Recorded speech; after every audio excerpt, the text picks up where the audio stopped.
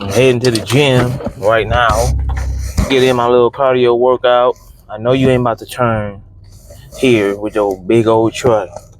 I want to talk about on my way to the gym. You know what I'm saying? A little motivational tidbit, inspirational tidbit, something to think about. Think about the world, man. Or just think about how like all we want is good in the world. Oops, my mic don't pop off. All we want is good in the world, but when you look around, man, like the world can be a very, very mean place, very bitter place, very depressing place, right? And it can be very discouraging for real. Like when we're kids, we have so much optimism, so much hope. You know what I'm saying? Like growing up and you get to go to school, you get to mingle with other people, you get to kind of see the world for what it is. You get your taste of bullies, you get your taste of teachers that are just mean, right? The world that our parents try to protect us from take over. And it's hard as you get older and older and older to stay optimistic, to stay positive, to stay, you know, and then like when life happens, you know what I'm saying, to stay, oh yeah, look at the bright side of things, you know what I'm saying? It's easy to get caught up into the bullshit of the world because it's a lot of it. And the negative will always outweigh the positive. Like you can have 10 positive happen, but that one negative you'll focus on. For example, right, like let's just say you have legions of fans, right? You have legions and legions of fans. You got, let's just say myself, for example, I just crossed the 2,400 subscriber count. Can't tell really, but the 2,400 subscriber count, right? Let's just say I had 100 comments that are positive. I focus on that one comment that's negative. Like when you look at your like count, right? When you look at your like count, you're like, all right, and your percentage. And if it's like sometimes it's 80%. Let's just say I got a video out there that got over 1,000 views, and then the like to negative is 80%. 80% likes, 20% dislikes. Well, when I look at it, it's kind of like, okay, if I got like 20 likes and I got 2 dislikes, I'm focused on the 2 dislikes. Negative outweigh the positive. And that's how we are in the world. You see what I'm saying? Like you can feel so good about yourself. You can think you're accomplishing all this stuff, wins for you. And then you have that one person that come through, depending on your confidence level, that one person come through, say something negative, and that will ruin your day.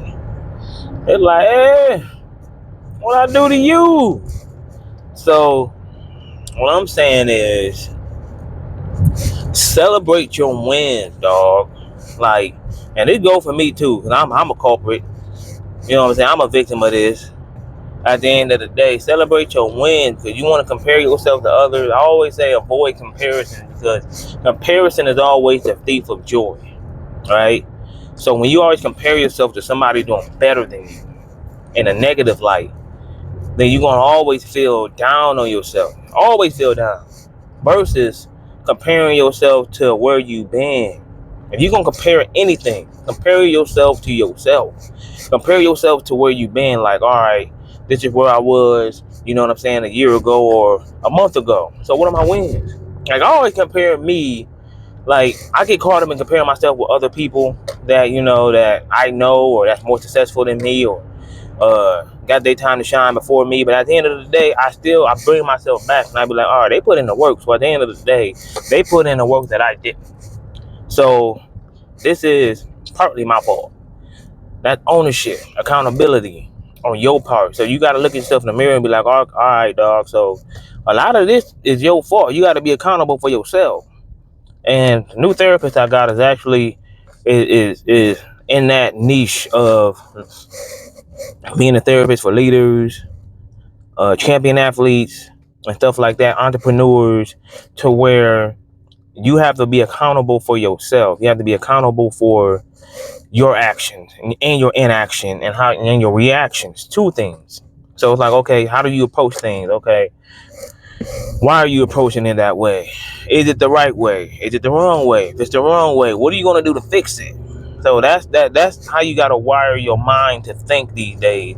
Is you want to be successful in anything, whether it's your relationship, whether it's your career, whatever it is, you have to be accountable for your own action and yourself and how you approach things. You have to be accountable. You have to put in the work. You have to strategize. You have to think outside the box on how, okay, if you're here and you want to get there, how do you get there?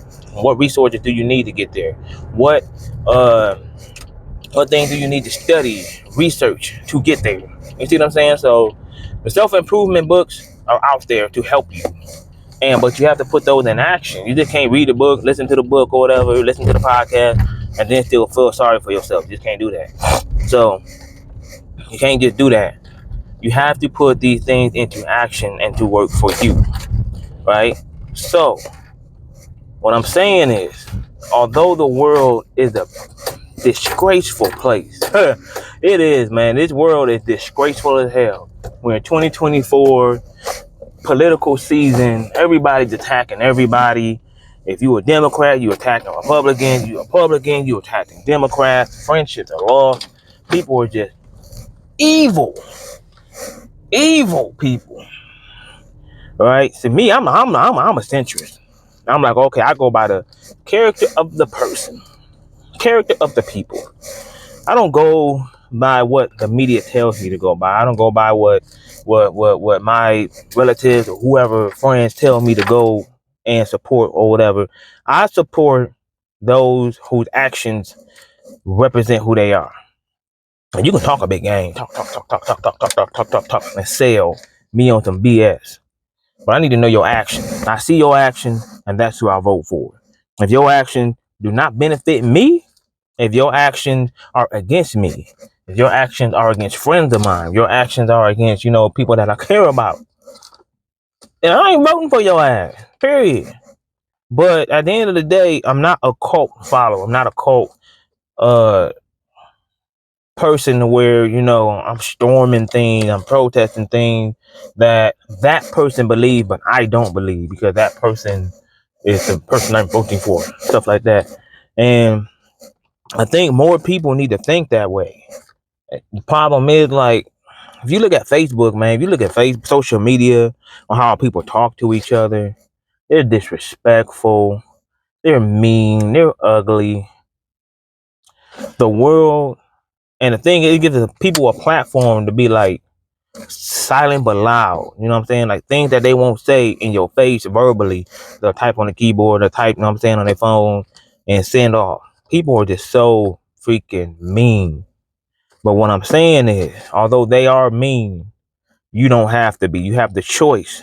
You have the choice to be the bigger person. You have the choice to kill them with kindness. You have the choice to use your tongue to go around that and in a way make them feel stupid.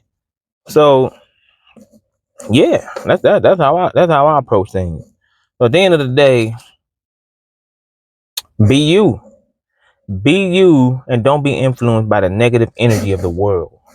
Be a positive in the world because we need more positive out here because the more, if let's just, like I said, if one negative outweigh 10 positive, you got all this negativity, then the world is a more negative place than a positive place. So focus that energy on something positive. World is ugly. Our kids, well, I don't have kids, but the children out here need more positivity out here and more love and care. Some tough love, but also love and care in order to prosper in this world because, man, damn. Ugh.